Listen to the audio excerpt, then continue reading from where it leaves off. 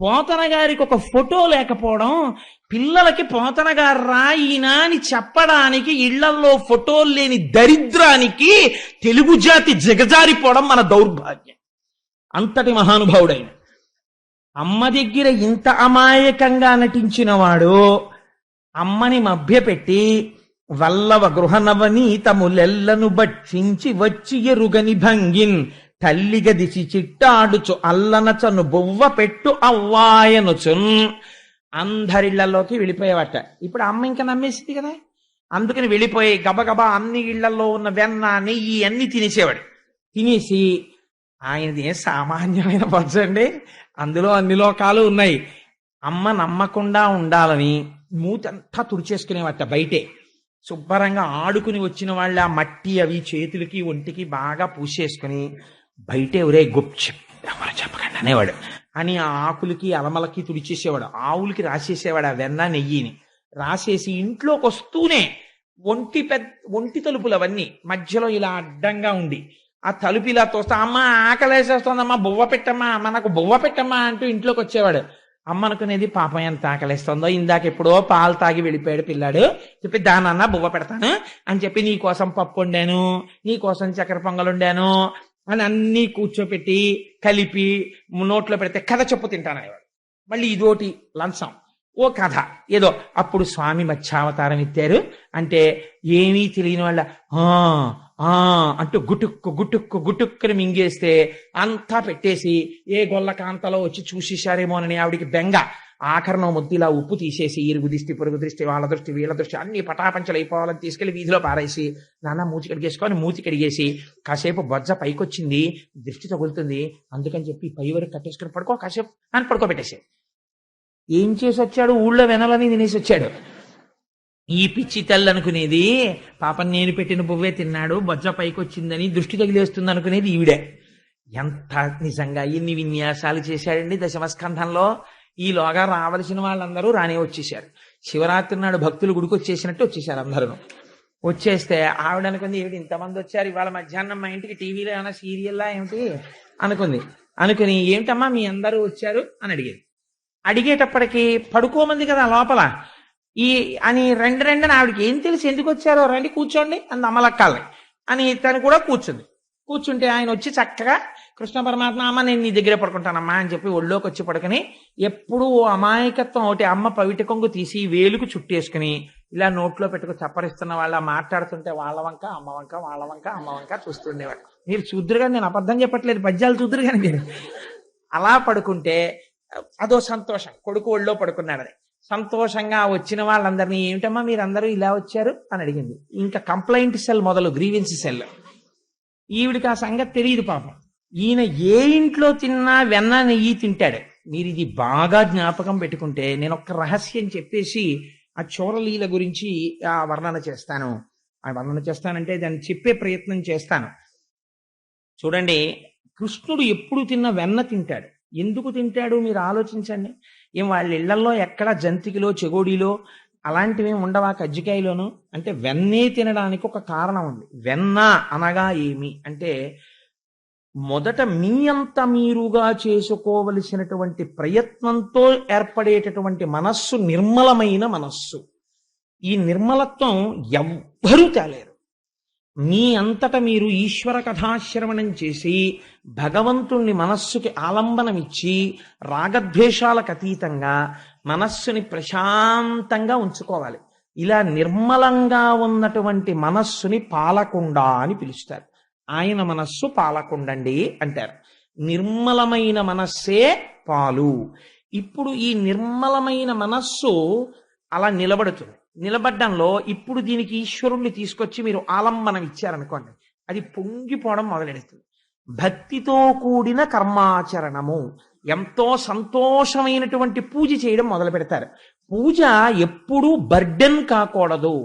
పూజ చేస్తుంటే దానికి పొంగు రావాలి. అబ్బా మళ్ళీ చెయ్యాలనిపించాలి తప్ప భగవంతుడి కోసం ఏదైనా వదిలేస్తాననేంత పూనికి రావాలి. అలా ఉండాలి పూజ అంటే. మీరు చూడండి, వెంకటాచల సుప్రభాతంలో ఒక మాట ఉంటుంది. తద్గోపురాగ్రశిఖరాన్ని నిరీక్షమాణాః స్వర్గాపవర్గ పదవీం పరమాం శ్రయంతః మర్త్యా మనుష్య భువనే మతిమాశ్రయంతే శ్రీవేంకటాచలపతే తవ సుప్రభాతం.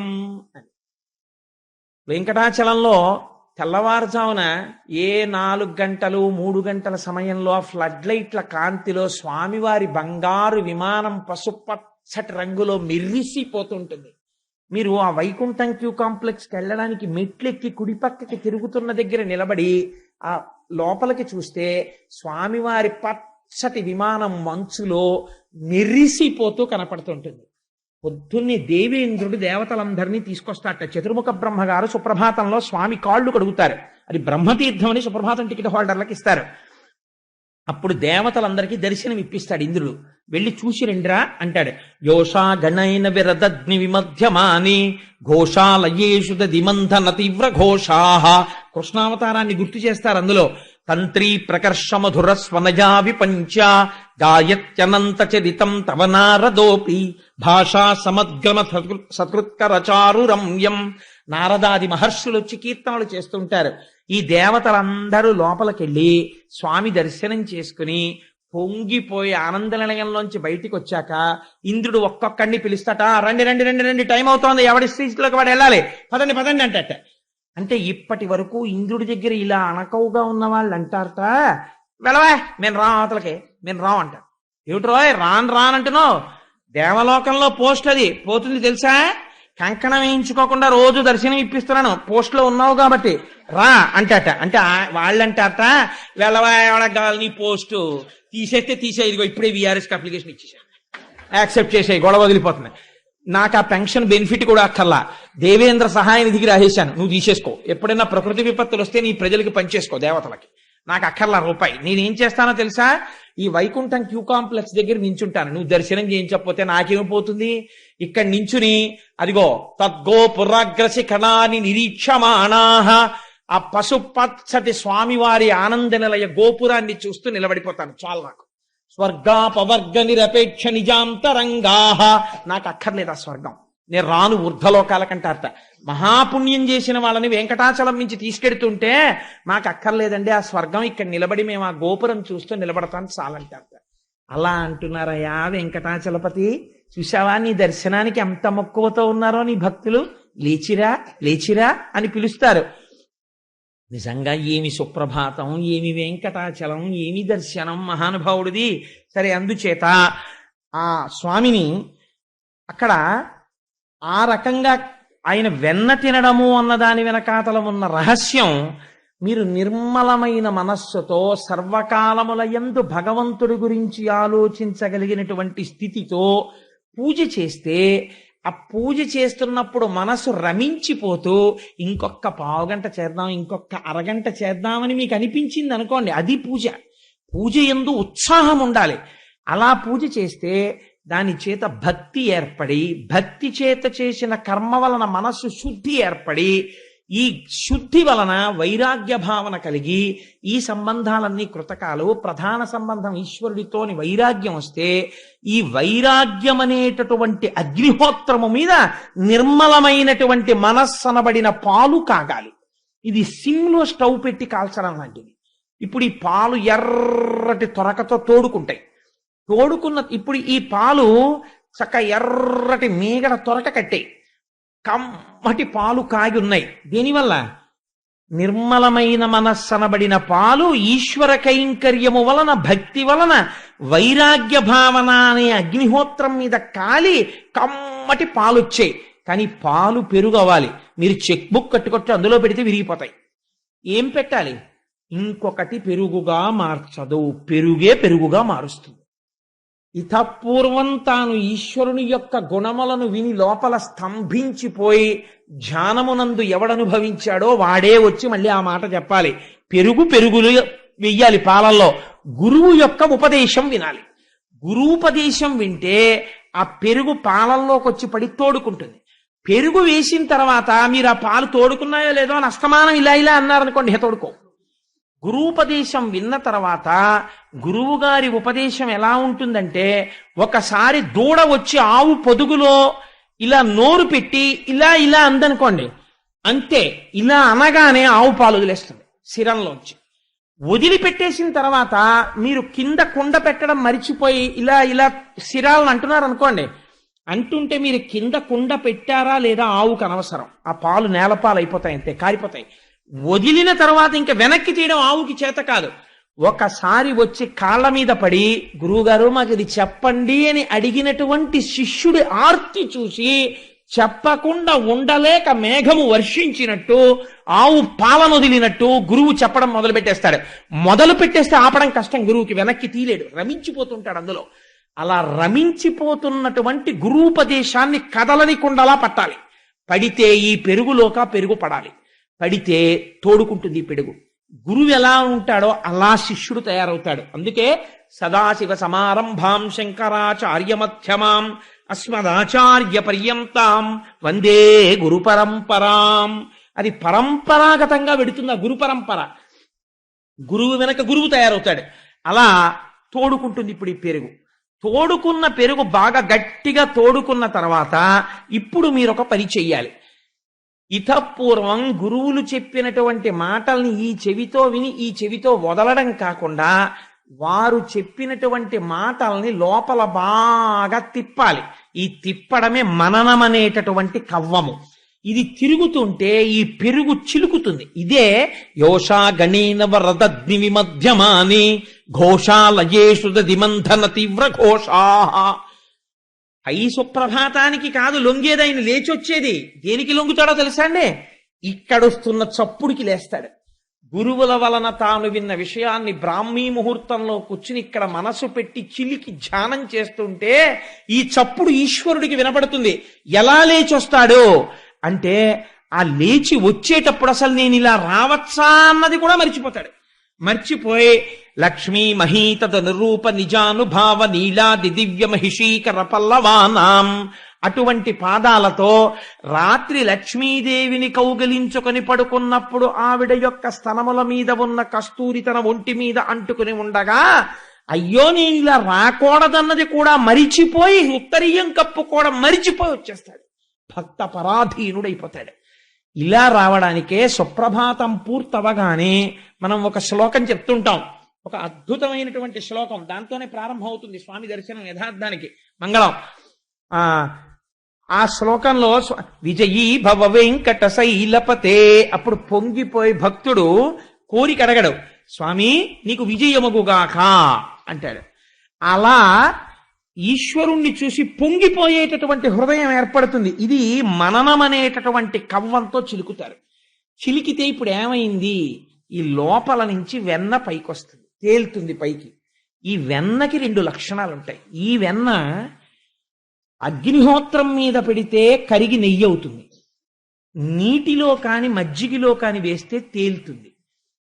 ఈశ్వరుడి నుంచి దూరం అవ్వాలంటే తన రూపమే నాశనం అయిపోతుంది, ఉండలేడు ఇంకా.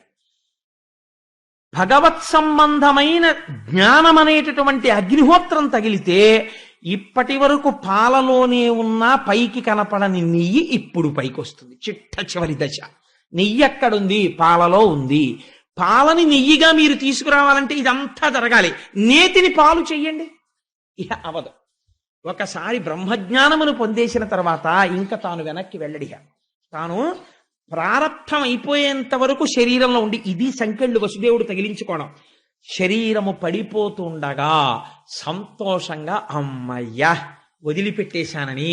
అందుకే రమణులకి చిట్ట చివరిలో అనారోగ్యం వస్తే గుడారమునందున్న ఏనుగు అనేవారు. ఎంత తొందరగా వదిలేద్దామా అని కురిడి అయిపోయిన కొబ్బరికాయ పెంకు వదిలినట్టు విడివడి ఉంటాడు లోపల.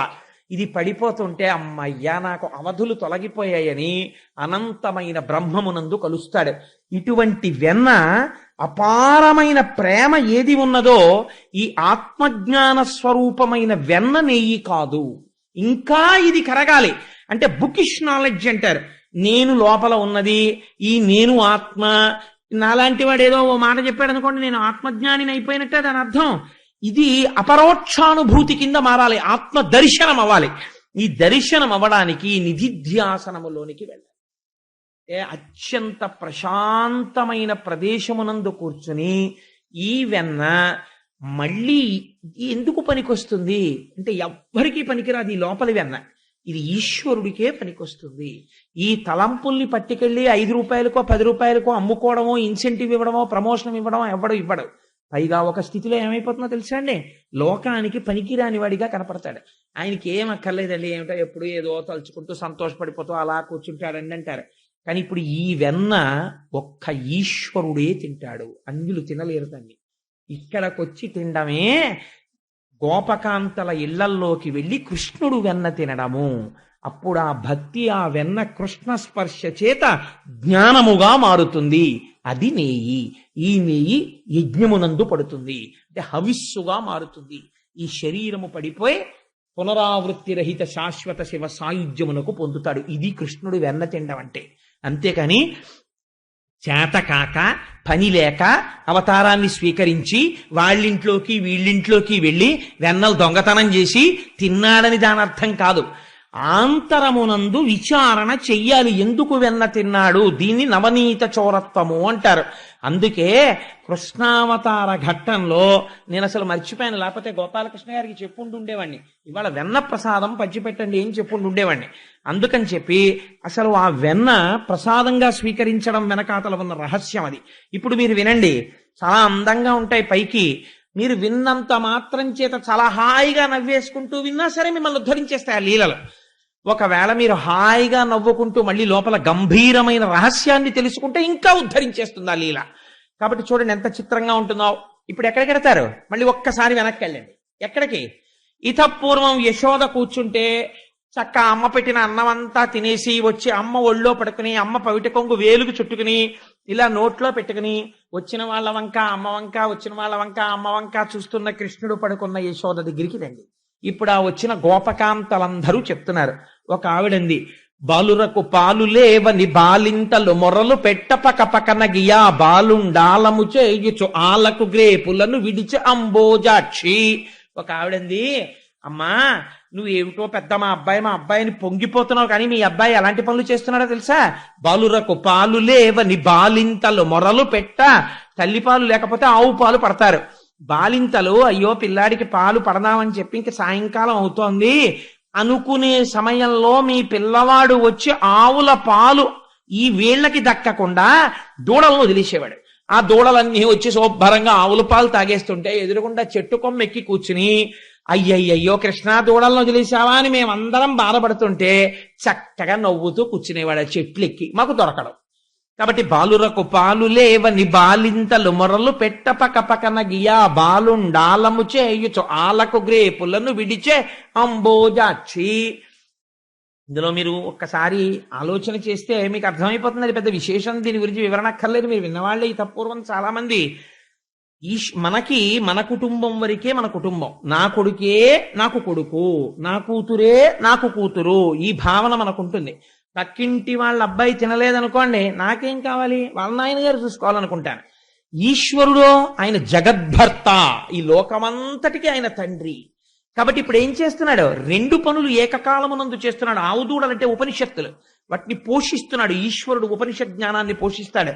అందుకని దూడలు వదిలాడు. 1, 2 ఆవు దూడలు మాత్రం ఆ ఆవులు ఎక్కడికో వెళ్ళి గడ్డి తిని కుడితి తాగి పాలగా మార్చి మా దూడను వదులుతారు, మా దూడ పాలు తాగాలని ఎంతో సంతోషంగా. ఆరైపోతే మీరు ఎప్పుడైనా పశువుల కొట్టాల్లో చూడాలి, ఆ దూడలు కట్టుకొయ్యల నుంచి ఇలా ఇలా గుంజుకుంటూ ఉంటాయి. ఆ తల్లుల వంక చూసి వదిలిపెట్టమని తొందరగాను అంబే అంబే నరుస్తుంటాయి. అవేమో అంబా అంబా అని ఆ గడ్డి తినకుండా ఈ దూడల వంక చూసి తొందరగా వచ్చేయమని, దీనికో కట్టు దానికో కట్టు. పాపం అది ఊడదీసుకు రాలేదు. ఆ చిన్ని దూడలైతే ఇలా మడకి ఉరేసేసుకున్నట్టుగా ఇలా ఉంటాయి. అంటే అది ఊడిపోతుందేమో, అమ్మ దగ్గరికి పరిగెత్తుకెళ్ళిపోదామని. ఆఖరికి ఆ యజమాని వస్తాడు. వచ్చి ముందు ఆవు దగ్గరికి వెళ్ళాడు, దూడ దగ్గరికి వెళ్ళి ఆ దూడ మెడలో ఉన్నటువంటి ముడు వదిలేస్తాడు. వదిలేయగానే దూడ పరిగెత్తుకుంటూ వెళ్ళిపోతుంది అమ్మ దగ్గరికి. మీరు అసలు ఆ సన్నివేశం చూడాలండి, ఎంత పరిగెత్తుకుంటూ వెళ్ళిపోతుందంటే చెంగు చెంగున గెంతుకుంటూ పరిగెత్తుకుంటూ వెళ్ళిపోయి అమ్మ పొదుగులో మూతి పెట్టేసి 3 మాటలు గబ గబ గుద్దేసి ఆ శిరాన్ని ఇలా నోట్లో పెట్టుకుని నాలికి ఇలా మడత పడేటట్టుగా పట్టుకుని చప్పరించి తాగుతుంటే ఆర్తితోటి ఇలా నురగలు వస్తుంటాయి. అంత తాగుతుంటే పొంగుతో ఆవిలా పక్కకి తిరిగి దాన్ని నాలికతో నాకుతూ తన వాత్సల్యం అంతా దూడ మీద చూపించి పాలు వదిలేస్తుంది. 2 గుక్కలైది ఇంకా ఆకలి తీరదు. మనం ఆ దూడను లాగేసి స్తంభానికి కట్టేసి వీడి గిన్నెలోకి పితికేస్తుంటాడు వీడి పిల్లాడి కోసం. దాని దూడ దాని పిల్ల కాదు, నీ పిల్లడు నీకు ఎక్కువ, దాని దూడ నీకు తక్కువ. కానీ ఆ అరగంట ఆవు ఎంత క్షోభ అనుభవించిందో. ముందు అది కొంచెం కడుపు నిండిపోయిన తర్వాత దూడ కడుపు నిండా తాగింది, ఇంకింతకన్నా ఆవు దూడ ఎక్కువ పాలు తాగితే వాతం చేస్తుంది, అప్పుడు తెచ్చి కట్టి నువ్వు పాలు పెతుక్కో, ధర్మం అయిపోతుంది. ఏమో పాలన్ని ఇస్తుందో ఇవ్వదో, నా పిల్లాడికి ఉంటాయో ఉండవో, మిగిలితే దూడ తాగుతుంది, లేకపోతే ముందు నా పిల్లాడికి ఉండాలి. ఎంత క్రౌర్యం నీకు! ఈశ్వరుడికో ఆ ఆవు తన బిడ్డే, ఈ దూడ తన బిడ్డే, అందుకు ఆయన వదిలేడు. నువ్వు ఆయన్ని వంక పెట్టడం ఎందుకు? నువ్వా దొంగవి, ఆయన దొంగ. ఆయన దొంగ కాదు, నువ్వు దొంగ. నీ దొంగతనం దాచుకుని ఆయన ఎందుకు దొంగతనం చెప్తున్నావు నువ్వు, చోరలీలా అని. ఎవరి దొంగ బ్రతుకు వాళ్ళది బయట పెడుతున్నాడు స్వామి. అందుకని బాలురకు పాలు లేవని బాలింతలు మొరలు పెట్ట పకపక నగియా, బాలుండాలము చేయుచు ఆలకు గ్రేపులను విడిచే అంబోజాక్షి, పడతి నీ బిడ్డడు మా కడవలలో నున్న మంచి కాగిన పాల, పడచులకు పోసి చిక్కిన కడవలపో నడిచే ఆజ్ఞ కలదో లేదో. ఇంకో ఆవిడంది ఎంత దెప్పి పొడిచిందో చూడండి. అంటే you don't have any discipline, నీకు అసలు క్రమశిక్షణ లేదమ్మా. మీ పిల్లాడికి ఎలా వస్తుంది, ఎక్కడి నుంచి వస్తుంది? ఏం చేశాడో తెలుసా? మా ఇంట్లో పాలన్నీ కుండల్లో ఎర్రగా కాచాం, అందులో గ్యాస్ స్టవ్ మీద గిన్నెలో కాచుకోవడం వేరు. ఎప్పుడైనా పల్లెటూళ్ళలో కుండలో పాలు పిడకల మీద కాచిన పాలు చూడాలి, ఏమి కమ్మతనమో ఆ పాలు, ఆ పెరుగు. అందుకని అటువంటి పాలు ఎర్రటి తెట్టు కడితే, అట్లాంటి పాలు చక్కగా గోరువెచ్చగా ఉంటే పిల్లలందరినీ తీసుకుని చప్పుడు లేకుండా ఇంట్లోకి వచ్చేసి కుండలు ఎత్తేసి గుడుగుడు గుడుగుడు గుడుగుడు గుడుగుడు పాలన్నీ తాగేసి కొని వెళ్ళిపోయాడా. ఆ కడవలన్నీ కింద బారేసి వాటిని తొక్కుకుంటూ అడుగులేసుకుంటూ వెళ్ళిపోయారు బోర్లించేసి. పాలు పోయే, కడవలు పోయే. ఇది ఎక్కడ పిల్లాడమ్మా? పడతి నీ బిడ్డడు మా కడవలలో నున్న మంచి కాగిన పాల, పడచులకు పోసి చిక్కిన కడవలపో నడిచే ఆజ్ఞ కలదో లేదో. ఒకరికి పెట్టడం అన్నది అసలు లేకుండా ఎప్పుడు తన కోసమే దాచుకునే వాళ్ళ ఇంట్లో ఐశ్వర్యాన్ని ఈశ్వరుడు ఎలా తీసేస్తాడో ఎవరికీ తెలియదు. సిరిదా వచ్చిన వచ్చును సలలితముగ నారికేళ సలిలము భంగిన్, సిరిదా పోయిన పోవును కరిమింగిన వెలగ పండు కరణిని సుమతి. ఏనుగు వెలగపండు మింగుతుంది, ఎలా మింగిందో అలా బయటకు వదిలేస్తుంది. అదేట్రా వెలగపండు కన్నం కూడా లేదు, అయ్యయ్యో లోపల గుజ్జు జీర్ణం అవ్వలేదని పగల కొడితే లోపల ఇంత ఉండదు, జీర్ణం అయిపోతుంది. ఎలా జీర్ణం చేసింది పగలకుండా డిప్ప? ఏనుక్కి తెలియాలి. ఇలా పెట్టడం రాని ఇంట్లోంచి అలా తీసుకెళ్లిపోవడం లక్ష్మీదేవిని నారాయణుడికి తెలుసు. నిశ్శబ్దంగా తీసుకెళ్లిపోతాడు. అందుకే కడవల్ని కూడా తొక్కుకుంటూ వెళ్ళిపోయాడు. అంటే ఆ ఇంట ఉన్న వాళ్ళని కూడా తొక్కి అవతల పారేశాడు సుమా. కాబట్టి ఇలా పెట్టడం నేర్చుకో, నీ జీవితం వృద్ధిలోకి వస్తుంది. ఇలా నువ్వు ఏది పెట్టావో అదే నీకు ఆస్తి, అది నిన్ను కాపాడుతుంది ఆ పుణ్యం. కాబట్టి పుట్టి పుట్టడు నేడు దొంగిలబోయి వారిల్లు సొచ్చి, కడవలు అందక పీటలు రోలు ప్రోవిడి ఎక్కి చేపెట్ట జాలక, కుండ కిందొక పెద్ద తూటురరించి నీ పట్టి మీగడపాలు చారలు పట్టి త్రావెతలోదరి. కొంచెం ఈవిడి ఎవరికో కాస్త తెలివైంది, అప్పటికే తెలుసుకుంది దొంగతనాలు చేస్తున్నాడు, కృష్ణుడు వచ్చేస్తున్నాడు, కింద పెడితే తాగేస్తున్నాడు, కుండల పగల కొట్టేస్తున్నాడు. అందుకని కోడల్ని పిలిచి చెప్పింది, కింద పెట్టకు, పాలు కాగే వరకు అక్కడే ఉండి తోడు పెట్టేసి ఉట్టి కట్టి పైన పెట్టి, ఇంతే ఉంటాడు కదా, అందదు గొడవలేదండి. కట్టేసి హాయిగా పడుకుంటే రానే వచ్చేసాడు. చూశాడు, అమ్మా ఎంత తెలివైందనివే, నాకు తెలియదు అనుకుంటున్నావా? నువ్వు ఎక్కడ పెడితే మాత్రం ఈశ్వరుడు ఐశ్వర్యం తీసేయాలనుకుంటే నువ్వు ఎక్కడ పెడితే మాత్రం తీలేడండి. అందుకని ఆయన ఎక్కడున్నా వెన్న తింటాడు, రెండో అర్థం ఆ భక్తిని. కాబట్టి పీటలు రోలు ప్రోవిడి, రోళ్ళు పీటలు వేశాడు. ఎక్కి చేపెట్టజాలక, చెయ్యి అందలేదు. అందుకని ఆలోచించాడు, ఏం చేయడం రా, ఇన్నేసినా ఇంకా అందట్లేదు, పక్కింట్లోంచి వేరే మెటీరియల్ తేవక్కర్లేదు, ఇంట్లో ఉన్నది చాలు. కాబట్టి ఏం చేద్దాం అనుకున్నాడు. ఓహో, ఒక ఆలోచన చేస్తే పోలా, గొడవ వదిలిపోతుంది, చెయ్యి పెట్టడం తినడం ఎందుకు, కింద ఒక అన్నం పెట్టేస్తానని ధారాపాత్రకి పెట్టినట్టు ఒక అన్నం పెట్టాడు. చక్కగా కారిపోతుంది వెన్న. 2 ఫాల్ ఇన్ లైన్ అన్నాడు. ఒకటి తర్వాత ఒకటి వచ్చి చక్క చెరలు పట్టి త్రావెతలోదరి. తలోదరి అంటే మళ్ళీ ఎంత దెప్పి పొడిచారో తెలుసా అండి? నీ కడుపు పైకి కనపడదు కానీ ఇంత తిండి తినేసే పిల్లండి ఎక్కడికన్నావమ్మా అని. ఎంత తినేస్తున్నాడమ్మా, ఇలా చారలు పట్టి తాగేస్తున్నాడు వెన్నా పాలును, తినేశాడన్నారు. ఇంకొక ఆవిడ ఏం చేసిందో తెలుసా అండి, ఇది భాగవతాంతర్గతం కాదు, నాకు చాలా ఇష్టం ఆ విషయం, అందుకు తరచు ప్రస్తావన చేస్తుంటాను. ఇంకొక ఆవిడ అనుకుంది, ఉట్టికి కట్టేస్తే ఇలా కుండలకి కన్నాలు పెట్టి తింటున్నట్ట, కాబట్టి ఉట్టికి పెట్టి ఉట్టి చుట్టూ గంటలు కట్టేయండి, వచ్చి ముట్టుకున్నాడో గణగణ గణగణ గణగణ మోగుతాయి, లేచొచ్చి పట్టుకుందాం కృష్ణుడు అన్నారు. అంటే ఆయన ఏం చేశాడు, పీటలేశాడు, రోళ్ళు వేశాడు, ఇలా ముట్టుకోబోయాడు, గంటలున్నాయి. ఆయన చరాచర జగత్తునంతటిని శాసించగలిగిన వాడు, అందుకని ఆయన అన్నాడు, ఓ గంటలారా మీరు మ్రోగకుడు అన్నాడు. అన్నాయి గంటలు. వెంటనే చక్కగా అందులోంచి వెన్న తీస్తున్నాడు, పిల్లలందరికీ పెట్టేశాడు, అందరూ తినేశారు. ఓ దోషుడు మిగిలింది. ఆఖరణ ఆ దోషుడి చూసి ఇలా నోట్ దగ్గర పెట్టుకున్నాడు, అంతే ఇలా పెదివికి తగిలింది, గంటలన్నీ గణగణ మోగిపోయి. అరేరే ఇంతసేపు ఊరుకున్నారు, ఎందుకు మోగారన్నాడు. ఏం చెయ్యమంటావు, నైవేద్యం పెట్టేటప్పుడు గంట కొడతారు అలవాటు, నోట్లో పెట్టుకున్నావు మోగేశామన్నాయి. పారిపోయాడు బయట. కాబట్టి ఏమైపోయింది అంటే ఈశ్వరుడు ఎంత దాచినా ఆ వెన్నని తినేశాడు. వారిల్లు సొచ్చి కడవల దౌరంబుగ నీగి త్రాగి తుదనా కడవల్ వీరింట నీసుతుండిడ వారికి వీరికిది పెద్ద వాదయ్య సతీ. ఇదో కంప్లైంట్. అమ్మా మా ఇంటికి వచ్చి వెన్న నెయ్యి తినేశాడు, పోని తినేసిన వాడు ఊరుకున్నాడా?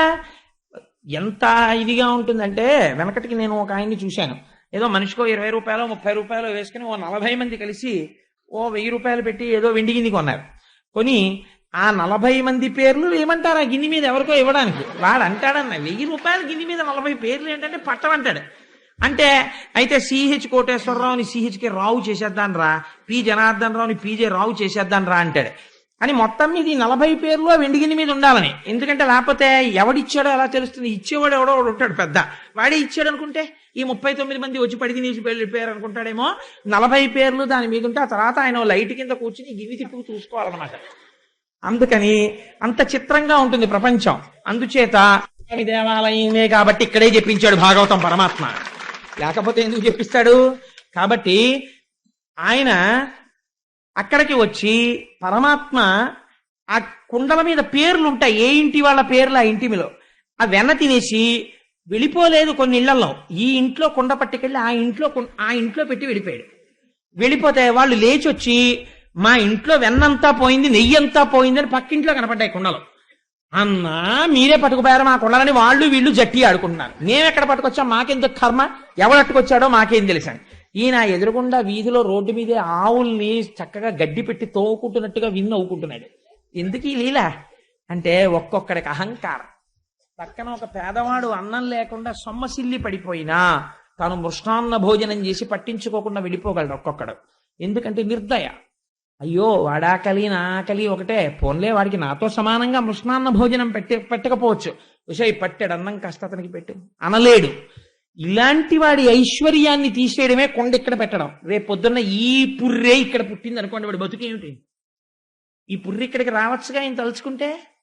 కాబట్టి పేదవాణ్ణి చూసి పరిహాసం చేస్తే నీ పుర్రె అక్కడ పెట్టగలను, ఆ పుర్రె ఇక్కడ పెట్టగలను, జాగ్రత్త సుమా. ఒక పాఠం నేర్పాడైన అని. వేలుపులట నాకంటెను వేలుపు మరి ఎవ్వడనచు వికనగిమా వేలుపుల గోడపై నో హేలావతి నీత నూజుడెంగిలి చేసన్. ఇదో చిత్రమైన లీల. ఇంకొక ఆవిడంది, ఆవిడకి భక్తి ఎక్కువ, ఆవిడ కర్మిష్టి. ఆవిడకి అంతా ఎంత భక్తి ఎంత కర్మ అంటే మడిబట్ట ముట్టుకున్నారో ఆవిడకి ఇంకా చాలా కోపం వచ్చేస్తుంది. ఈ పూజ చేసుకునేటప్పుడు ఇంట్లో భర్త అయినా సరే, ఉసే షుగరే కోమాలోకి వెళ్ళిపోతానే, 1 గంట అయిపోయిందే, ఇంత ప్రసాదం పెట్టవే, పోనీ అవసర నైవేద్యం పెట్టి చచ్చిపోతానే అన్నా సరే ఈశ్వరుడికి నైవేద్యం అవ్వాలి, మీకు పెట్టను అని ముందు నైవేద్యం. ఇది ఒక మౌఢ్యం ఉంటుంది కొంతమందికి. ఎంత చిత్రంగా ఉంటుందంటే ఈ మౌఢ్యం నాకు చాలా ఆశ్చర్యంగా ఉంటుంటుంది. కొంతమందిని చూస్తే నేను తరచు చెప్తుంటాను. ఒక ఉదాహరణ, నేను ఒకసారి శనివారం నాడు వెంకటాచలంలో అర్చనానంతర దర్శనం చేసుకుని ప్రసాదాల కౌంటర్ దగ్గరికి వచ్చి నాకు ఇచ్చిన ప్రసాదం తింటుంటే ఒక ఆవిడ వచ్చి ఆవిడకి ఇచ్చిన చక్కెర పొంగల్ నాకు ఇచ్చేశారు. నాకు చక్కెర పొంగల్ అంటే మహా ఇష్టం. అంటే నేను ఎవరిని తెమ్మని కాదు మహాప్రభు, అంటే ఆ చక్కెర పొంగల్ అంటే నాకు ఎందుకో చిన్నప్పటి నుంచి చాలా ఇష్టం. నాకు ఆవిడ చక్కెర పొంగల్ ఇస్తే నేను చాలా సంతోషించి తీసేసుకున్నాను గబుక్కుని. కానీ అనుమానం వచ్చింది, అమ్మ మీరు తీసుకోరా అని అడిగాను. అడిగితే ఆవిడంది వాళ్ళ శనివారం నేను తిన్నది. వెంకటాచలంలో వెంకటేశ్వరుడి ప్రసాదం చక్ర పొంగలి ఆనంద నిలయంలో ఇస్తే ఇంతోటి ఉపవాసం పాడైపోతుందిట, చక్కెర పొంగల్ తిందట. ఏమనుకోవాలండి అంటే కొందరి బ్రతుకులంతే అనుకోవాలి. అంటే అది ఇంకా ఎంత మౌఢ్యం అంటే అసలు ఆ మౌఢ్యానికి అర్థం ఉండదు. ఒక్క మాట, ఈశ్వరుడు ఈ రోజు వెంకటాచలపతి తన చేతితో నేను చేసిన ఉపవాసములకు మెచ్చి ప్రసాదముగా నాకు ఇది ఇచ్చాడు, అనుగ్రహం నాకు ఇవ్వాల్చి చేస్తున్న ఉపవాసమే పూర్ణాహుతి ఉపవాసం. అసలు అనుకున్న ఆవిడ తినగలిగితే ధన్యురాలు అయిపోయింది. నాకు నోట మాట రాలేదే ఆవిడ వెళ్ళిపోయింది, తీసాను అనుకోండి చక్కెర పొంగల్ వేరే విషయం. కాబట్టి వేలుపుల్లట నాకంటే నువ్వు ఇలాంటి మౌఢ్యాన్ని చూసి ఆయన పరిహాసం చేస్తున్నాడు. ఒక ఆవిడ చక్కెర పొంగల్ ఎట్టింది, పులిహార ఎట్టింది, దేవుడికి కూడా పెట్టదో పట్టాన. అవన్నీ కప్పేసి ఓ స్తోత్రం మీద స్తోత్రం, ధ్యానం మీద ధ్యానం, ఒక్కొక్కళ్ళకు ఉంటుంది 46 స్తోత్రాలు చదవాలి. అందుకని ఆ 46 అయిపోయేంత వరకు ఎవ్వరికి అర్థం కావు 46 ఏమిటో. ఏం చదివిందో ఆవిడికి తప్ప ఈశ్వరుడికి కూడా తెలియదు. ఇలా విని సరస్వతీదేవిని తీసుకొచ్చి ఆవిడ ఏం చదువుతోందో చెప్పమ్మా అంటే సరస్వతీదేవి ఇలా విన్నా కూడా అర్థం కాదు. ఎందుకంటే విశ్వం ఒకటే తెలుస్తుంది మనకి. ఆ తర్వాత ఎప్పుడో వనమాలి గదీశాంగి అర్థం ఉంది, లోపల వెళ్ళిపోతుంది. ఎందుకంటే ఆఫీస్ టైం అయిపోతుంది, 46 అయిపోవాలి. ఎందుకు 46? శ్రీరామ రామ రామే తిరమే రామే మనోరమే అనొచ్చు నీకు అంత టైం లేకపోతే. కానీ అలా అనరు. అలా అంటే కొంపలడిపోతాయంట. అది ఒక వెర్రి, దానికి అర్థం ఉండదు. ఇంకా ఈశ్వరుడు కూడా మార్చలేడని నేను ఇందుకు పాపం కట్టుకోవాలి, మారుస్తాడేమో ఏనాటికైనా. ఇలాంటి మౌఢ్యం అసలు ఎప్పటికీ మెట్టెక్కనివ్వదు. అది జారుడు మెట్టులా నాచు మెట్టులా లాగేస్తుంటుంది కిందకి. ఆ మౌఢ్యమునందు చిక్కు పడిపోయి ఉండిపోతారు. కాబట్టి కృష్ణుడు ఇలాంటి వాళ్ళను ఉద్దేశించి ఎంత చిత్రమైన లీల చేశాడో చూడండి. ఈవిడ కళ్ళు మూసుకుని ఓ చదివేస్తోంది స్తోత్రాలు. ఆయన వచ్చేసి చక్కగా కూర్చుని గడప మీద ఈ చక్కెర పొంగలి పులిహార అన్ని తినేసి కొద్దిగా మిగిలిపోయిన ఎంగిలంతా దేవుళ్ళ మూతులకి రాసేశాడు. రాసేస్తే ఈవిడ నైవేద్యం పెట్టుకుందామని లేచింది. లేచి గంట తీసి ఓం భూర్భువస్సువః, ఇంకేం భూర్భువస్సువః కూర్చుని ఉన్నాడు చక్కగా ఎంగిలి మూతితోటి చూస్తున్నాడు. ఇలా చక్కెర పొంగల్ చూసింది, ఆయన వంక చూసింది. అన్నన్నా ఎంత పని చేశావు, దేవుడికి మళ్ళీ ఆగిపోయింది. దేవుళ్ళ మూతులుకుంది చక్కెర పొంగలి మెతుకులు. ఆవిడికి దేవుడు తిన్నా ఆయన మూతికి ఎంగిలి. అందుకని ఒరే నువ్వేనా పూసేశావు అంది. ఆయన అన్నాడు వేలుపుల్లట నాకంటే నువ్వు వేలుపు మరి ఎవ్వడనొచ్చు విక వికన్న గిమా, వేలుపుల్ల గోడపైనో హేలావతి నీత నూజుడు ఎంగిలి చేసెన్. ఎంత నిజంగా ఎంత గొప్ప మాట అండి. నా ఎందు చాలా ప్రీతి కలిగిన వాళ్ళు వాళ్ళ ఇంటి గోడకి తీసుకెళ్లి అంటించేసుకున్నారు అనుకోండి, నన్ను నాకు ఎంత బాధగా ఉంటుంది. కొందరి ఇళ్లలో భగవంతుని ఎందు భక్తి ఎక్కువైపోతే గోడకి రాళ్ల కింద అంటించేస్తారు. అంతేకాని అయ్యో సింహాసనం దాంట్లో మూర్తి పెట్టి మనం పూజ చేద్దామని ఉండదు. గోడలకి పెంకులు కింద ఉంటారు ఈశ్వరుడు, గోడకు కట్టిన పిడకల్లాగా. ఇప్పుడు ఇంకో చోట ఏదో నువ్వు దర్శనానికి పెట్టుకుంటే వేరు పూజా మందిరంలోనాది. Is it the way in which you are expected to worship the god? How silly it is. ఒక చిన్న సింహాసనం పెట్టి అందులో నువ్వు ఒక 2 మూర్తుల్ని పెట్టి పూజ చేయాలి. నువ్వు వాళ్ళకి రేపొద్దున్న ఎప్పుడైనా అభిషేకం చేయవలసి వస్తుంది. ఎలా చేస్తావు? గోడ మీద వాటర్ జట్టు పెట్టి కొట్టాలంతే. ఏమిటది? అది దానికి ఒక అర్థం ఉండదు. ఇలాంటి మౌఢ్యంతో పనులు అప్పుడే చెప్పేశాడు కృష్ణుడు. అందుకని పెంకుల మీద ప్రింట్ వేసేవాడు, దాన్ని అంటించుకునేవాడు. కాబట్టి ఇవి తీసుకొచ్చి ఆయన వాటన్నిటిగా గోడకి ఎంత స్పష్టంగా వాడారో చూడండి పోతన గారు. వేలుపుల్లట నాకంటే నువ్వు వేలుపు మరి ఎవ్వడనుచు విక వికన్న గిమా, వేలుపుల గోడ పైనో హేలావతి. ఇది చెప్తుంటే యశోదాదేవి పకపక నవ్విందిట. ఓ వెరి నవ్వులు నవ్వేదానా, మీ అబ్బాయి పూసేశాడండి. ఎంత మౌఢ్యం విరగ్గొట్టే ప్రయత్నం చేశాడో చూడండి ఆయన. సరే అందుచేత బాబు నేను ఇది ఏదో లీల చెప్పాను కానీ రేపు పొద్దున నా చొక్కా పట్టుకోకండి, మా ఇంట్లో ముందండి అని నేను ఒక్కొక్కసారి ఒక్కొక్క ఇంటికి వెడితే మీరు మా పూజా మందిరంలోకి రాకండి అన్నారు సార్ ఒకళ్ళు. అంటే నేను ఆశ్చర్యపోయాను. అదేంటంటే నేను స్నానం అవన్నీ చేశాను, అదేంటి నన్ను రావద్దంటున్నారు అన్నాను. అంటే మీరు ఉపన్యాసాల్లో చెప్పేవి కొన్ని మా ఇంట్లో ఉంటాయండి, మీరు అక్కడి నుంచి మళ్ళీ ఏ స్టేజ్ మీదో చెప్తారేమో భయం, అందుకని చూడకండి అన్నారు. నాకు అదో చిన్న బలహీనత, స్టేజ్ మీదే గుర్తొస్తుంటాయి నాకు. అందుచేత ఎలా ఉంటుంది ప్రపంచం అంటే ఇలాంటి దాన్నే పరమాత్మ విమర్శించి చూపించారు. అది మార్చుకోమని కానీ కోటేశ్వరారు చొక్కా పట్టుకోమని కాదు. కాబట్టి ఇంకొక చోటుకి వెళ్ళారు. వెళ్ళి ఆ ఇంట్లోకి వెళ్ళి శుభ్రంగా ఉన్న వెన్న తినేసి కోడలి మూతింజరిమిన కోడలు ముచ్చనుచు అత్త కొట్టెల తాంగి. ఇంకో చిత్రం ఏమిటో తెలుసా అండి? వారి ఇల్లు సొచ్చి కడవల దూరంబుగా నేయి త్రాగి ఆ నెయ్యంతా తినేసి వెళ్ళిపోయే ముందు అత్త కోడలు కలిసి పడుకుని ఉన్నారు. ఆ కోడలి మూతికి నెయ్యి రాసి వెళ్ళిపోయారు ఆయన. పొద్దున్నే నిద్ర లేవగానే అత్తగారు కడవల వంక చూసుకుంది, నెయ్యి లేదు. కోడలు మూతి వంక చూసింది, నెయ్యి ఉంది. ఆసి ముచ్చా, రాత్రి తినేసావా నెయ్యి అంతాను అని కోడల్ని పట్టుకుని చావగొట్టేసింది. ఎందుకంటే ఆ లీల, ఈయన నవ్వుతున్నాడు కిటికీలోంచి చూసి. అంటే అత్త కోడలికి నేర్పవలసినటువంటి గొప్ప ధర్మం ఒకటి ఉంటుంది. ఐశ్వర్యము దేని వల్ల పెరుగుతుంది? ఇంటికొచ్చిన మహాత్ముల్ని ఆదరించడంలో పెరుగుతుంది. ఆయన వచ్చినప్పుడు అత్తగారు ఇంటికి యజమానురాలెవరో ఆవిడే తీసుకెళ్ళి ఇవ్వాలి ఆయనకి. అయ్యా మీరు తీసుకోండి అని ఒక పండో ఫలమో ఇవ్వాలి. లేదా తర్వాత ఐశ్వర్యం ఎవరి వల్ల నిలబడాలి? కోడలి వల్ల నిలబడాలి. ఆ ఇంటి ఐశ్వర్యం కోడలికి నేర్పుకోవాలి. అమ్మా వారు వచ్చారు పెద్దలు, నువ్వు పట్టుకెళ్ళి కాఫీ, లేకపోతే నువ్వు పట్టుకెళ్ళి కాసిన పాలు వారికి అని నేర్పాలి. అది నేర్పుకోలేదనుకోండి, ఇగో ఆయన వచ్చినప్పుడే తలుపేసేయకుండా కనపడుతుందేమో అని దాచేశారనుకోండి, కోడలకి ఇది అలవాటు అవుతుంది. ఇద్దరికి ఆఖరికి ఈ ఇటువంటి పిచ్చి ఎక్కడికి వెళ్ళిపోతుందంటే వాళ్ళిద్దరూ కొట్టుకునే స్థితికి వచ్చి విడిపోతాయి సంసారాలు తప్ప ధర్మమునందు పూనిక ఉండదు. కాబట్టి అత్త కోడల్ని సంస్కరించుకోవాలి. తండ్రి దానం చేసేటప్పుడు కొడుకుని పక్కన పెట్టుకోవాలి. కొడుక్కి కూడా అలవాటై రేపు వృద్ధిలోకి వస్తాడు. అది మహాధర్మం. అది నేర్పారు స్వామి.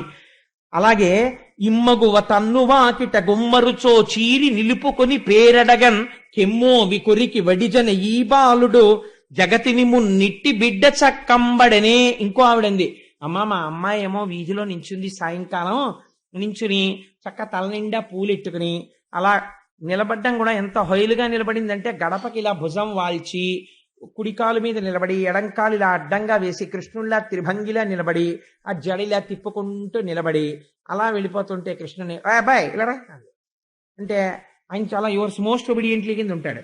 గవగబా ఇలా చేతులు కట్టుకుని లోపలికి వచ్చాడు. ఈ పేరేమిటాయ్ అంది ఇలా నిలబడి. ఆయన చూశాడు, చూసి ఇలా రా చెప్తానన్నాడు. ఇలా నించున్నావిడ వంగింది, ఏమిటి అని ఇలాగా టక్కడి కింద పెదవి కొరికేసి వెళ్ళిపోయాడు పరిగెత్తి. కిమ్మోవి కొరికి వడిజన ఈ బాలుడు జగతిని మున్నిట్టి బిడ్డ చదువంబడనే. ఇలాంటి పిల్లలు ఎక్కడైనా ఉంటారా? ఎందుకమ్మా పేరు అడిగితే పెదవి కొరికేది ఏంటి అంటే, మనకి కుమారీ శతకం అని పూర్వం ఒకటి ఉండేది. ఆడపిల్లలు ఎలా ప్రవర్తించాలి అన్నది ఇప్పుడు నేను చెప్తేనని దెబ్బలాడతారేమో కానీ భాగవతం చెప్తున్నా భయం ఏమిటి చెప్పేస్తాను. నిష్కారణంగా ఆడపిల్లలు అసుర సంధ్య వేళలో అలంకారం చేసుకుని బయట నిలబడి జడలు తిప్పడం, కనబడ్డ ప్రతివాణ్ణి పిలిచి ఏవో ఊసుపోని కబుర్లు చెప్తూ ఉండడం, ఇలాంటివి చెయ్యకూడదు. స్త్రీ వలన ధర్మం నిలబడుతుంది.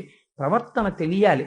అలా వీధి గడపల దగ్గరికి వచ్చి నిలబడి వీధిలో వెళ్ళిపోయే వాళ్ళందరినీ పిలిచి వాళ్ళని నిలబెట్టి మాట్లాడడం అది చెయ్యకూడదు.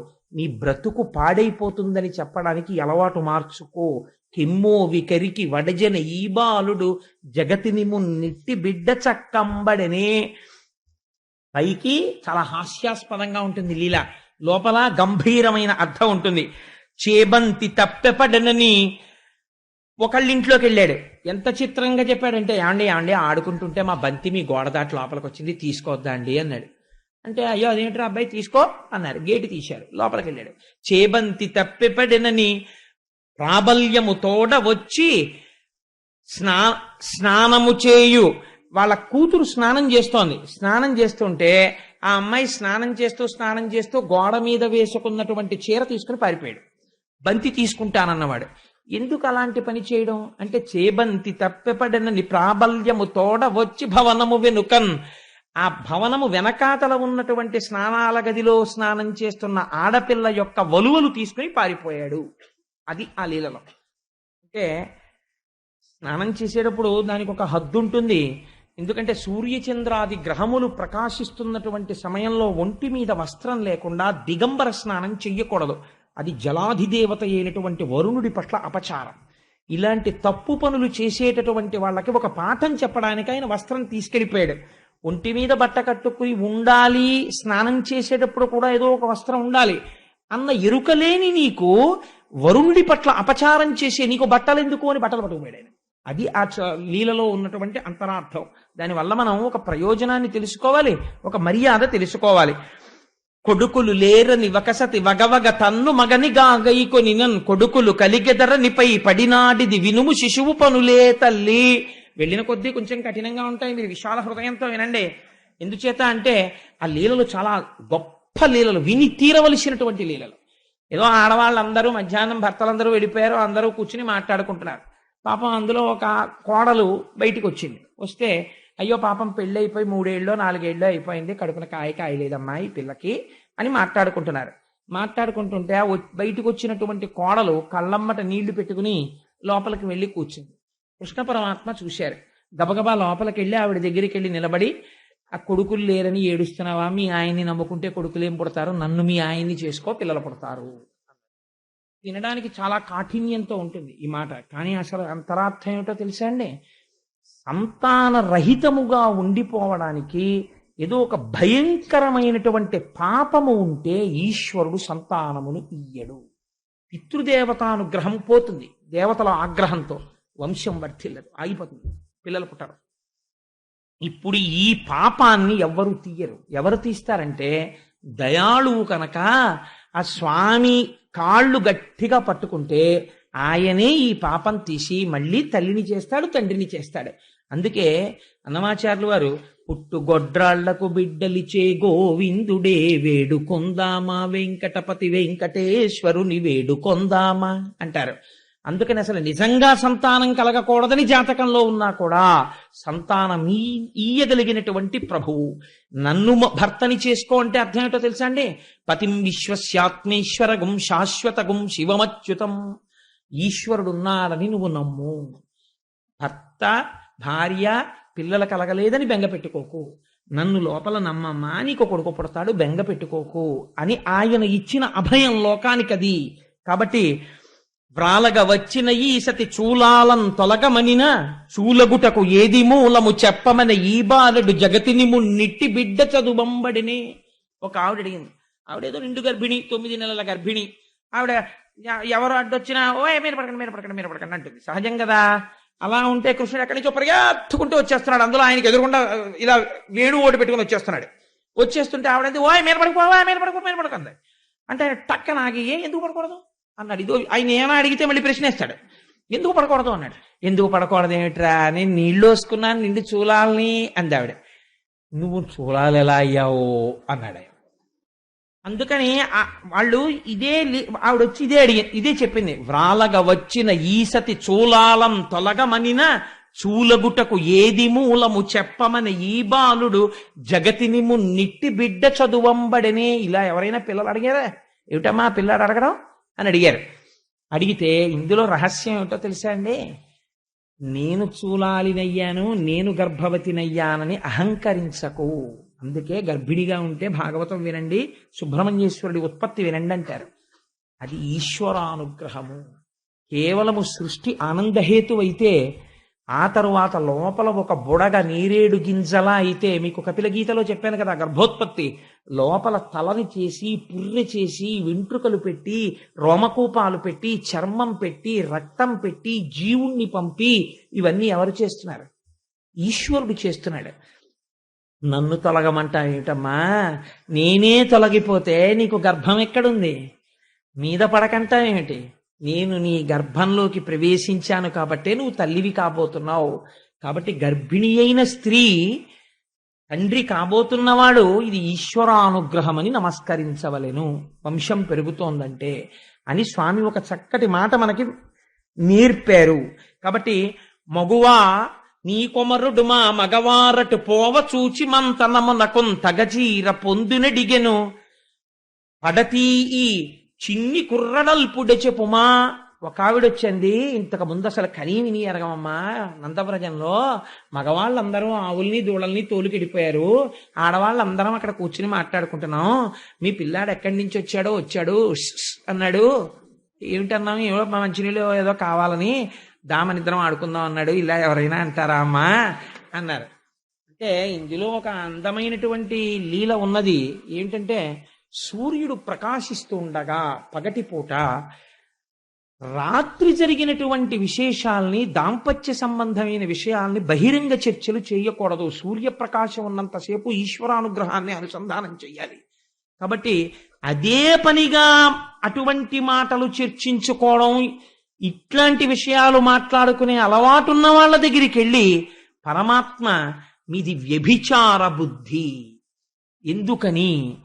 అది దాంపత్యమునందు అది ఒక భాగమని అర్థం చేసుకోకుండా 24 గంటలు అదే రంధితో మాట్లాడుకునేటటువంటి మీరు పశుతుల్యులు అని చెప్పడానికి, మీకు అదే క్రీడ, మీ జీవితానికి ఇంకొకటి లేదని ఒక బుద్ధి చెప్పాడు. ఇంకంతకన్నా నేను దాని గురించి వ్యాఖ్యానం చెయ్యను. కాబట్టి నా కొడుకును నా కోడలు ఏకతమున్న పెనగ పాము నీతడు వేయినవన్ కోకలెరుంగక పారిన కూకలిడెన్నీసు తుండుగుణమెగుణాఠ్య. పైకి చాలా కఠినంగా అనిపిస్తాయండి, చెప్పకపోతే జీవితంలో తెలియవు. దేశం పాడైపోవడానికి, కుటుంబాలు పాడైపోవడానికి కారణాలన్నీ ఆ లీలల్లో ఉన్నాయి. అందుకని నేను చెప్తున్నాను, ఇవి పరమ పవిత్ర పాలకొండ లాంటి మనస్సుతో మీకు చెప్తున్నాను ఈ లీలలు. ఇదేంటి? నా కొడుకును నా కోడలు ఏకతమున్న పెనగా మిట్ట మధ్యాహ్నం వేళ ఆవిడ కొడుకు కోడలు అమ్మ బయట పడుకో అని తలుపేసి వాళ్ళిద్దరూ దాంపత్య సుఖాన్ని అనుభవిస్తున్నారు. చూశాడు కృష్ణ పరమాత్మ. ఎక్కడి నుంచి పట్టుకొచ్చాడో పావునో దాన్ని పట్టుకొచ్చాడు. కిటికీలోంచి ఆ పావును తీసి వీళ్ళ మీద పారేశాడు. పారేసేటప్పటికి ఒంటి మీద నూలుపోగు లేదు, పాము వచ్చేసింది. ఆ పావును చూసి భయపడి వీళ్ళు తలుపులు తీసుకుని బయటకు వచ్చేసారు. వచ్చేగానే ఊరుకున్నాడా? లౌడ్ స్పీకర్లా అరిచాడు, ఓయమ్మో రండి రండి రండి రండి అన్నాడు. అందరూ వచ్చి బయటకు వచ్చి చూశారు. ఏమిటమ్మా నీ కొడుకు చేసిన పనులు? నా కొడుకును నా కోడలు ఏకతమున్న పెనగ పాము నీతడు వేయివన్ కోకలెరుంగక పారిన కూకలిడె నీసుతుండు గుణమెగుణాఠ్య. అంటే ఇందులో ఉన్న రహస్యం మీకు నేను ఆ దక్ష ప్రజాపతి, ఆ తరువాత హిరణ్యాక్ష హిరణ్యకశిపులు పుట్టే ముందు కపిలుడు, ఆ కశ్యప ప్రజాపతి, దితి దగ్గర చెప్పాను. వంశంలో దారుణమైన పిల్లలు ఎందుకు పుడతారో తెలుసా అండి? కాలము కాని కాలమునందు రమించకూడదు దంపతులు. అలా రమిస్తే ఉగ్రభావనలు కలిగినటువంటి వాళ్ళు, దేవతా తిరస్కారం చేసేవాళ్ళు జన్మించి ఐశ్వర్యం వెళ్ళిపోతుంది. అందుకే కొన్ని ఇళ్లలో అంటారు, మహానుభావుడు వాళ్ళ ముత్తాతగారిటువంటి వాడు, తాతగారిటువంటి వాడు, తండ్రిటువంటి వాడు, ఈయన విషయంలో చూడండి ఐశ్వర్యం హారతి కర్పూరంలా అయిపోయింది, ఎన్ని దురలవాట్లో ఎలా వచ్చాయోనండి అంటారు. ఇది రావడానికి కారణం జనన సమయమునకు హేతువైన ప్రవర్తన తల్లిదండ్రుల యందు లేకుండుట. కాబట్టి సూర్యుడు ప్రకాశిస్తుండగా కృతజ్ఞతా దోషం అంటుకుంటుంది. అటువంటి భయంకరమైనటువంటి ఫలితాలను ఇస్తారు దేవతలు. కాబట్టి ఆ పని చెయ్యకూడదు. కాబట్టి ఇది పశుకామము అని చెప్పడానికి పావుని విసిరాడు స్వామి. లోపల ఎంత గొప్ప రహస్యం ఉందో చూడండి. ఓయమ్మ నీ కుమారుడు మా ఇండ్లను పాలు పెరుగు మన నీడమ్మ పోయదమెక్కడికైనను మాయన్నుల సురభులాన మంజుల వాణి. ఆఖరికి వాళ్ళు అన్నారు, అమ్మా ఇంక నీ కొడుకు ఎలాగో మా ఇంట్లో పాలు పెరుగు బతకనివ్వడు, ఈ ఊరు విడిచి వెళ్ళిపోతామమ్మా, ఈ ఊళ్ళో ఆవుల మీద మా అన్నగారైనటువంటి నందమహారాజు గారి మీద ఒట్టు, మేమందరం వెళ్ళిపోతున్నామమ్మా అన్నారు. అంటే ఆవిడ చూసి అంది, ఇవన్నీ ఎప్పుడు చేశాడంది. ఇవాళ పొద్దున్నే లేటెస్ట్ క్రైమ్స్ ఇవన్నీ, పాత ఛార్జ్ షీట్ కాదు ఇది, కొత్తగా ఇవాళ పొద్దున చేశాడమ్మా. ఎక్కడున్నాడు? ఇంట్లోనే మొలగంట టింగ్ టింగ్ టింగ్ టింగ్ అని మోగుతుంటే గోడవారు ఉన్నాడు. పిలిస్తే వచ్చాడు. ఆవిడేమో పాలిస్తే అమ్మా నేను ఆడుకుని వస్తానమ్మా అని వెళ్ళాడు. అమ్మ ఆకలేసేస్తోందమ్మా అని ఇంట్లోకి వచ్చి అప్పుడే బువ్వ తిని పడుకున్నాడు. ఆవిడంది, అమ్మాయి ఎంత అన్యాయం అమ్మా, నా కొడుకు అందంగా ఉంటాడు బుజ్జి కృష్ణుడని మీరేమో ఇన్ని చాడీలు చెప్తారా? అన్యమెరుగడుతన ఎంత నాడుచుండు మంచి వాడితడెగ్గులు మనరమ్మ రామలారత్రిలోక అభిరామలార తల్లులార గుణవతీమ తల్లులార అందావిడ. అన్యమెరుగడుతన ఎంత నాడుచుండు. అయ్యో మా అబ్బాయికి కింద 2 పళ్ళు పైన 2 పళ్ళు అంతే, 4 దంతాలు వాడికి, నోట్లో వేలెడితే కొరకలేడమ్మా, వాడి మీద ఇన్ని నేరాలు చెప్తారా? పాపం వాడికి ఏం తెలుసు, నా ఒళ్ళో ఉన్నాడు, ఇక్కడే ఉన్నాడు, నేనే పెట్టాను అన్నం, ఇంత వెన్న తినేశాడా, వాడికి ఉన్న ఇంత చిన్ని బొజ్జకి అన్నన్ని అబద్ధాలే, అలా చెప్పకూడదమ్మా అంది. చిత్రం ఏమిటో తెలుసా అండి, ఇవన్నీ ఒక్కొక్కళ్ళు చెప్తూ ఉంటే అందరిళ్లల్లో తను చేశానని ఆయనకి తెలుసు. వాళ్ళు చెప్తున్నప్పుట అమ్మ ఒళ్ళోనే పడుకుని దూరంగా పరిగెత్తలేదు. కాంతలు తల్లితో తన వికారములెల్లగణింప భీతుడై శాంతుని పెంపునన్ పరుమ సాధుని పెంపున గోలమాక్కి విభ్రాంతుని కైవడిన్ జడుని భంగి కుమారకుడురకుండే ఏ వింతయులేక తల్లి కుచవేదికపై తలమోపియాడుచున్.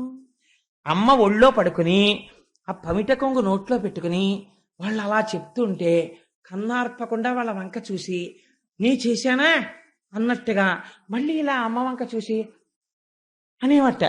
అమ్మ ఇలా వీడి వంక చూసి no, I refuse this charge, నువ్వు చేసి ఉండవు అనేది. మళ్ళీ రెండో ఆవిడ చెప్తుంటే మళ్ళీ ఆవిడ వంక ఇలా చూసి కొట్టేస్తుందేమో అన్నట్టుగా అమ్మ అని ఇలా భయంగా చూసేవట. మళ్ళీ అమ్మ ఏం పర్వాలేదని ఇలా నిమిరితే మళ్ళీ పడుకునేవట. ఇలా కాంతలు తల్లితో తన వికారములెల్లగనింప భీతుడై ఎంతో భయపడిపోయిన వాళ్ళ, సాధుని సొంపునన్ చాలా అమాయకుళ్ళ, ఏ తప్పు చెయ్యని వాళ్ళ, జడుని భంగి, అసలు చెప్తే తప్ప ఇలాంటి అల్లరి ఉంటుందా ప్రపంచంలో? అసలు అలా వెన్న దొంగతనం చేస్తారా? అలా ఆడవాళ్ళతో మాట్లాడతారా? అలా కూడా మాట్లాడతారా అన్నట్టుగా చూసేవట. జడుని భంగి కుమారకుడు రకుండే, ఎక్కడ ఏ వింతయులేక తల్లి కుచవేదికపై తలమోపి ఆడుచున్. అమ్మ కొగ్గుతో ఆడుకుంటూ అలా చూస్తుంటే అమ్మ పొంగిపోయి వాడి బుర్ర పట్టుకుని ముద్దులు ఎట్టేసుకుని ఆ చిన్ని కృష్ణుడిని, మా అబ్బాయి అలాంటి వాడేమి కాదు, పండు అవతలకండి. చూసారా ఎలా గెలిచేశానో మా అమ్మ ఒళ్ళో పడుకుని అని ఓ దొంగ నవ్వు నవ్వేడు వాళ్ళ వంక చూసి. వాళ్ళు అన్నారు, అవును ఇప్పుడు ఎందుకు తెలుస్తుందిలే, ఇన్ని ఇళ్లలో జరిగింది నీ ఇంట్లో జరగదేమిటి? జరుగుతుంది. అప్పుడు మేమందరం స్టేడియంలో కూర్చుంటాం, నీ ఇంట్లో జరిగినప్పుడు నువ్వేం చేస్తావో మేము చూస్తాం. అదేమిటో రేపు చూద్దురు గాని దాన్ని ఉలూకల బంధనం అంటారు. మహాశివరాత్రికి కృష్ణుడికి తేడా లేదన్నప్పుడు నేను భాగవతాన్ని పక్కనెందుకు పెట్టాలి? జ్యోతిర్లింగం గురించి చెప్పి రేపు ఉలూకల బంధనం చెప్తాను. ఉలూకల బంధనానికి ఉన్న గొప్పతనం ఏమిటో తెలుసా అండి? జీవితాల్లో సంజసించేసిన వాళ్ళు కూడా ఉలూకల బంధన వృత్తాంతాన్ని చెప్పించుకుంటారు, ఉలూకల బంధనాన్ని పారాయణ చేస్తారు. ఉలూకల బంధన వృత్తాంతం జీవితంలో ఒక్కసారి వింటే కొన్ని కోట్ల జన్మలలో చేసిన కర్మపాశములను తెంచుతాడు ఈశ్వరుడు. అద్భుతమైన లీల. రేపు ఈ నేరాలు చెప్పిన వాళ్ళందరూ స్టేడియంలో ఉంటారు, యశోద కృష్ణుణ్ణి పట్టుకోవాలి. ఏమి లీలో రేపు ఆ ఉలూకల బంధనం చెప్పుకుని మనం అందరం పరవశించిపోదాం. ఇవాళ స్వామిని సంతోషంగా ఒక్కసారి అందరం 11